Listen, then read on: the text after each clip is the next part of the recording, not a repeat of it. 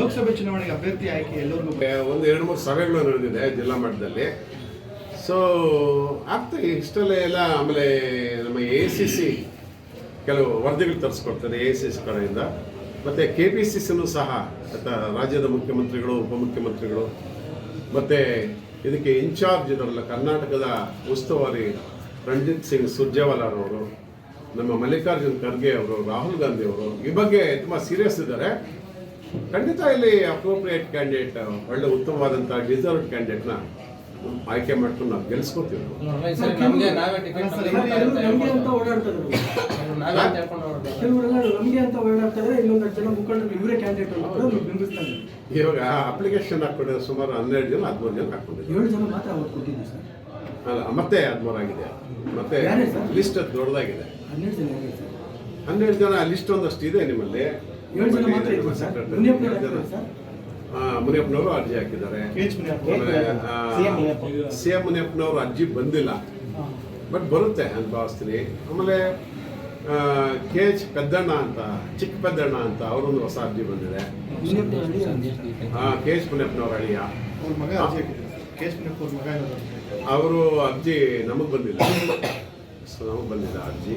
ಮತ್ತೆ ಮದನ್ ಪಟೇಲ್ ಅಂತ ಹೇಳ್ಬಿಟ್ಟು ಒಬ್ಬರು ಒಳ್ಳೆ ಬಹುಮುಖ ಪ್ರತಿಭೆಯರಂತ ಕಲಾವಿದರು, ಅವರೊಂದು ಅರ್ಜಿ ಕೊಟ್ಟಿದ್ದಾರೆ ನಿನ್ನೆ ನಮಗೆ.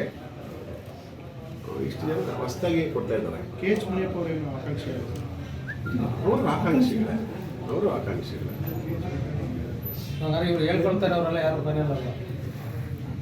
ಫೈನಲ್ ಒಬ್ಬರ ತಾನೇ ಆಗ್ತದೆ, ಎಲ್ಲ ಫೈನಲ್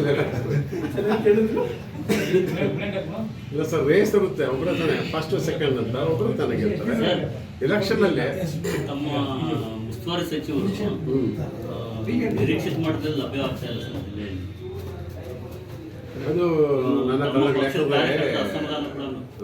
ಅವ್ರದೇ ಆದಂಥ ಒಂದು ಇಲಾಖೆ ಇದೆಯಲ್ಲ, ಅದರಿಂದ ಸ್ವಲ್ಪ ಬ್ಯುಸಿ ಇರ್ತಾರೆ.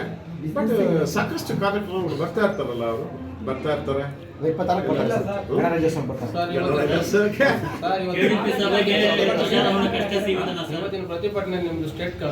ಜನಗಳೆಲ್ಲ ಪಾಲ್ಗೊಂಡಿದ್ದು ಮುಂಬರುವ ಲೋಕಸಭಾ ಚುನಾವಣೆಯಲ್ಲಿ ಪರಿಣಾಮ ಬೀರಲ್ಲ, ಇಲ್ಲ ಅವರಿಗೆ ಹೆಲ್ಪ್ ಆಗುತ್ತೆ, ನಿಮಗೆ ಹೆಲ್ಪ್ ಆಗುತ್ತೆ ಸರ್? ನಮಗೆ ಹೆಲ್ಪ್ ಆಗ್ತದೆ. ಯಾಕೆ ಅಂತಂದ್ರೆ ನಾವು ಕಾಂಗ್ರೆಸ್ ಸರ್ಕಾರದ ವತಿಯಿಂದ ನಾನು ಹೇಳೋದಂತಂದ್ರೆ, ನೋಡಿ ಈಗ ಮೊನ್ನೆ 5 ರಾಜ್ಯಗಳ ಚುನಾವಣೆ ನಡೀತಲ್ಲ, ಅದರಲ್ಲಿ ಪರ್ಸೆಂಟೇಜ್ ಆಫ್ ವೋಟ್ಸ್ ಅರ್ಥಾಯ್ತಾ, ಆ ಲೆಕ್ಕ ನೋಡೋಕೆ ಹೋದ್ರೆ ಕಾಂಗ್ರೆಸ್ಗೆ ಹೆಚ್ಚು ಬಿದ್ದಿದೆ ಒಂದು. ಮತ್ತು ನಮ್ಮ ದಕ್ಷಿಣ ಭಾರತದಲ್ಲಿ ಏನು ಕರ್ನಾಟಕ ಮತ್ತು ತೆಲಂಗಾಣದಲ್ಲಿ ಎಲೆಕ್ಷನ್ಸ್ ನಡೀತು, ಅದು ನೋಡಿ ಕಾಂಗ್ರೆಸ್ ಅಧಿಕಾರಕ್ಕೆ ಬಂದಿದೆ.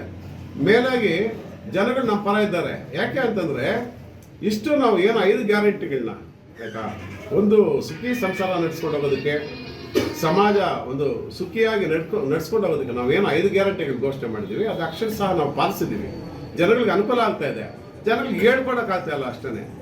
ಯಾಕಂತಂದರೆ ಇವಾಗ ಏನಾಗಿದೆ ಅಂತಂದರೆ, ಈಗ ರಾಮನ ನೋಡಿ, ಇವಾಗ ರಾಮನ್ನ ನಾನು ಪೂಜೆ ಮಾಡ್ತೀನಿ, ಮನೇಲಿ ಮಾಡ್ತೀನಿ. ನಾನು ರಾಮನ್ನೂ ಮಾಡ್ತೀನಿ, ಬುದ್ಧನ್ನೂ ಮಾಡ್ತೀನಿ, ವೆಂಕಟೇಶ್ವರನ್ನೂ ಮಾಡ್ತೀನಿ, ಎಲ್ಲ ಇದೆ. ಬಟ್ ನಾನು ಫೋರ್ಸ್ ಕೊಡೋಕ್ಕಾಗೋದಿಲ್ಲ ಆಯಿತಾ. ನಾನು ರಾಮ ಭಕ್ತ ಅಂತ ಈಚೆ ಹೇಳ್ಕೊಳ್ಳಲ್ಲ. ಅದು ಅಂತರಂಗವಾದಂಥ ವಿಚಾರ ಆಗಿರ್ಬೇಕು. ಯಾವತ್ತು ಭಕ್ತಿ ಭಾವನೆಗಳು ಅಂತರಂಗಿಕವಾಗಿದ್ರೆ ಚೆನ್ನಾಗಿರ್ತದೆ. ಅದು ಬಿಟ್ಟು ಈಚೆ ನಾವು ಒಂದು ಸ್ಲೋಗನ್ ಹಾಕ್ಕೊಂಡು ಹೋಗೋದ್ರಲ್ಲ, ಅದರಲ್ಲಿ ಭಕ್ತಿ ಭಾವನೆಗಳಿಗೆ ಇನ್ನೂ ಕಡಿಮೆ ಆಗ್ತದೆ ಅಷ್ಟೇ. ಅದರಿಂದ ನಮಗೇನಾಗ್ತದೆ ಅಂತಂದರೆ, ನಾವು ಗ್ಯಾರಂಟಿ ಕೊಡೋದ್ರಿಂದ ಖಂಡಿತ ನಮಗೆ ಕಾಂಗ್ರೆಸ್ ಮತ್ತೆ ಅಧಿಕಾರಕ್ಕೆ ಬಂದೇ ಬರ್ತದೆ. ಮೇಲಾಗಿ ರಾಹುಲ್ ಗಾಂಧಿ ಅವರು ಏನು ಸದ್ಭಾವನಾ ಯಾತ್ರೆ ಕನ್ಯಾಕುಮಾರಿಯಿಂದ ಕಾಶ್ಮೀರಕ್ಕೆ ಹೋಗಿದ್ರು, ಮತ್ತು ಈಗ ಮಣಿಪುರದಿಂದ ಮುಂಬೈವರೆಗೂ ಏನು ಪಾದಯಾತ್ರೆ ಮಾಡ್ತಾ ಇದ್ದಾರೆ, ಬಸ್ಸಲ್ಲಿ ಪಾದಯಾತ್ರೆ ಪ್ಲಸ್ ಬಸ್ಸಲ್ಲಿ ಯಾತ್ರೆ ಮಾಡ್ತಾ ಇದ್ದಾರೆ. ಇದು ಸದ್ಭಾವನೆ ಮೂಡಿಸೋದಕ್ಕೆ ಮತ್ತು ಒಂದು ನ್ಯಾಯಸಮ್ಮತವಾದ ಒಂದು ವ್ಯವಸ್ಥೆ ಇಲ್ಲಿ ಇರಲಿ ಅನ್ನೋ ಕಾರಣಕ್ಕೆ ಒಂದು ಯಾತ್ರೆ ಮಾಡ್ತಾರೆ. ಯಾತ್ರೆ ಅಯೋಧ್ಯೆಗೆ ಹೋಗತ್ತಲ್ಲ, ಅಯೋಧ್ಯೆಗೆ ಹೋಗುತ್ತೆ ಯಾತ್ರೆ. ಅದು ರೂಟ್ ನೋಡ್ಬೇಕು ನಾವು. ಹೋದಾಗ ಅವಾಗ ದೇವಸ್ಥಾನಕ್ಕೆ ಹೋಗ್ತಾರೆ, ಹೋಗೇ ಹೋಗ್ತಾರೆ.